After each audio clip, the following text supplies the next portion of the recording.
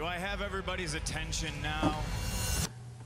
What's going on, everybody? It's your buddy, it's your pal SpazPhoenix, the YWC reality check. And 2 nights ago, I made the another one of my YWC reality check videos talking about how a large portion of the YWC will never be happy because they choose not to be, and I gave various reasons why, etc.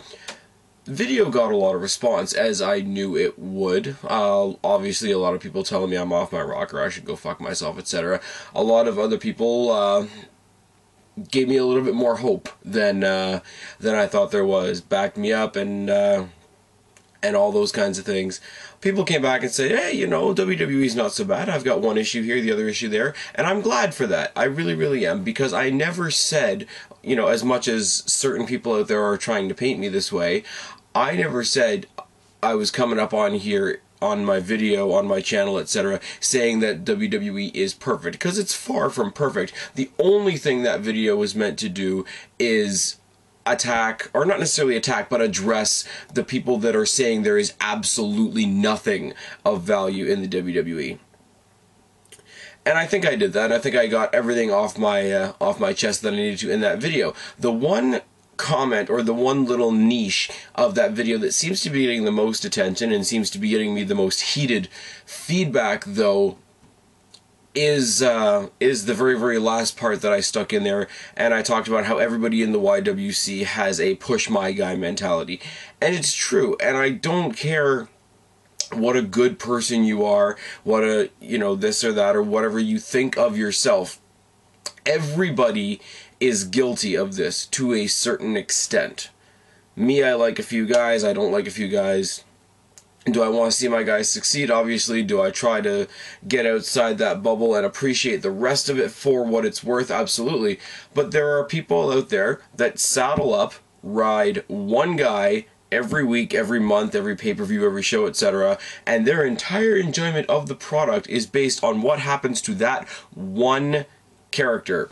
If something good happens to that character, it doesn't matter how bad the booking is, they will call it amazing. If something bad happens to that character, it doesn't matter how much it made perfect sense, they will find a way to talk circles around it to make it look like it doesn't make sense. And as I've said, I'm as bad as anybody else. If Jeff Hardy came back to the WWE tomorrow, I would want him pushed to the moon. To the moon. The difference between me and most people is I admit that. I admit my biases, I admit my prejudices, and I admit my total, you know, outside the logic box markdom of Jeff Hardy and certain other stars like that.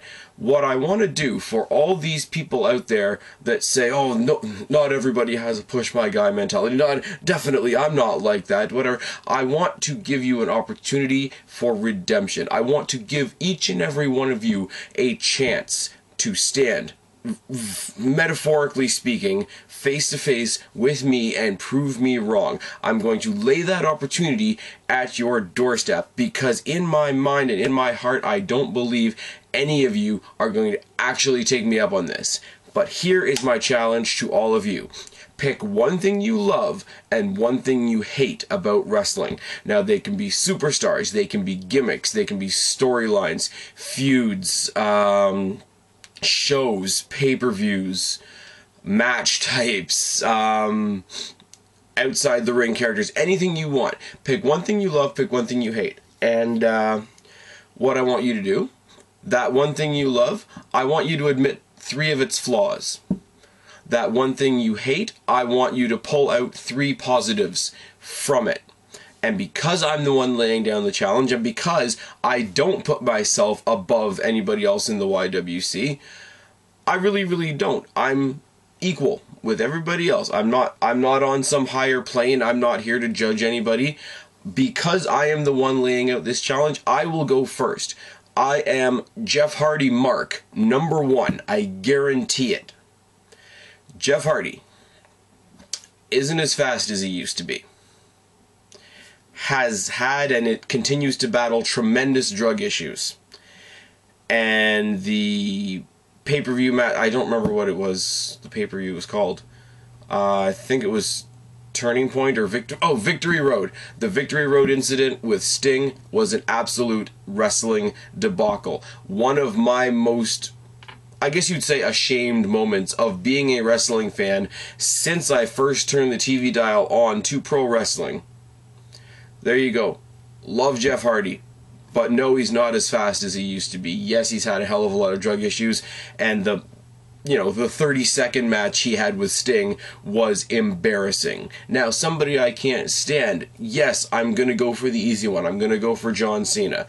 John Cena does tremendous charity work outside the ring, had a hell of a lot better match with Rock than I ever would have given him credit for at last year's WrestleMania, and I fully believe he's going to do the right thing and put over Dolph Ziggler this Sunday at TLC.